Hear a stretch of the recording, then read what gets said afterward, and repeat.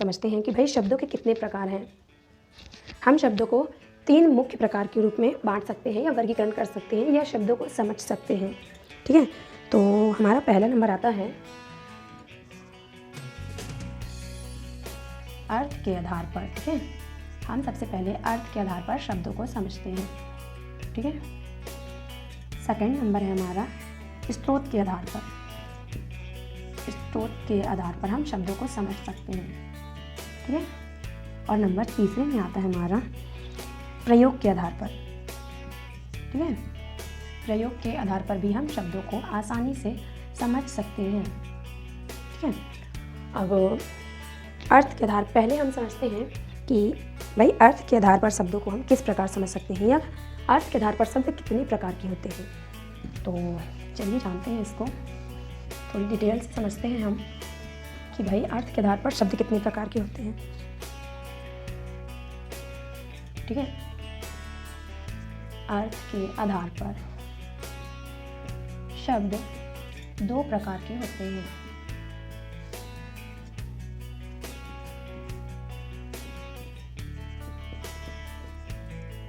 ठीक है, पहला है सार्थक शब्द,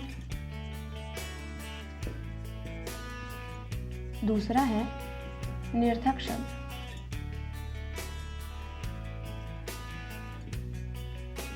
तो सार्थक शब्द को पहले हम समझते हैं कि भाई सार्थक शब्द क्यों कहते हैं, निरर्थक शब्द क्यों कहते हैं। ठीक है, देखिए जिन शब्दों से किसी अर्थ का बोध होता है, जैसे कि मैंने अभी आपको पहले बताया कि भाई मैंने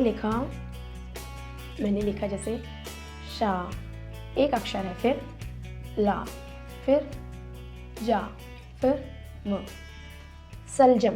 ठीक है, तो अब मैं इसको इन अक्षरों को, ठीक है, मैंने ये अक्षर लिखे हैं, अब इन अक्षरों को मैंने जोड़ दिया या प्लस कर दिया या मतलब इनका समूह मैंने बना दिया। ठीक, शलजम।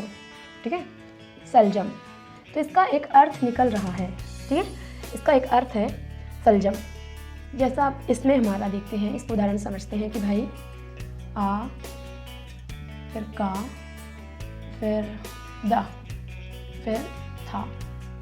अब इन अक्षरों को मैंने लिख दिया। ठीक, अब इन अक्षरों को मैं जोड़ती हूँ, प्लस करती हूँ या समूह बनाते हैं। ठीक है, क्या करेंगे, आ, का, द, थ। क्या इसका कुछ अर्थ है? नहीं है। तो इनको हम शब्द, अब क्योंकि अक्षरों का समूह है इसलिए हम इसे शब्द तो कहेंगे पर इसका उपयोग तो नहीं कर सकते हम, इसलिए इसे हम निरर्थक शब्द कहते हैं। कई बार निरर्थक शब्दों का प्रयोग सार्थक शब्दों के साथ भी होता है। कैसे होता है, देखिए,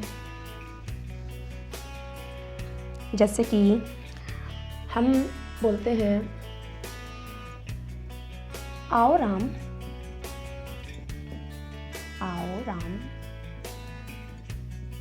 चाय वाय पीते हैं। ठीक है, मेरा एक सेंटेंस है कि भाई आओ राम चाय वाय पीते हैं। तो ये जो चाय है ये तो सार्थक शब्द में आए क्योंकि चाय का अपना एक अर्थ है, अर्थवान शब्द के अंतर्गत चाय आता है, जबकि वाय का कोई भी अर्थ नहीं है। ठीक है, पर फिर भी चाय और वाय से शब्द बन रहा है, मतलब एक सेंटेंस वाक्य तैयार हो रहा है। इसके मेल से सार्थक शब्द और निरर्थक शब्द दोनों के मेल से बन रहा है, तो इसे हम शब्द कह सकते हैं, किंतु निरर्थक शब्द के अंतर्गत आता है। ठीक है, ऐसे ही जैसे हम बोलते हैं कि भाई राम आपने कुछ काम वाम किया है। ठीक है, तो ये जो काम के साथ हमारा वाम प्लस होता है, वाम, ये भी हमारा निरर्थक के ही अंतर्गत आता है, क्योंकि इसका अर्थ निकलता है बट इसका कोई अर्थ नहीं निकल रहा है।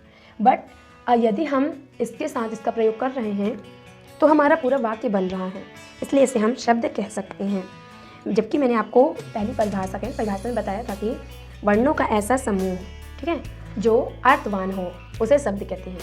तो ये अर्थवान नहीं है, किंतु इसकी सहायता से ही हमारा पूरा सेंटेंस तैयार हो रहा है। जैसा कि ये सेंटेंस हमारा इसकी सहायता से तैयार हो रहा है, इसलिए हम इसे शब्द कह सकते हैं, लेकिन हम इसे निरर्थक शब्द कहते हैं।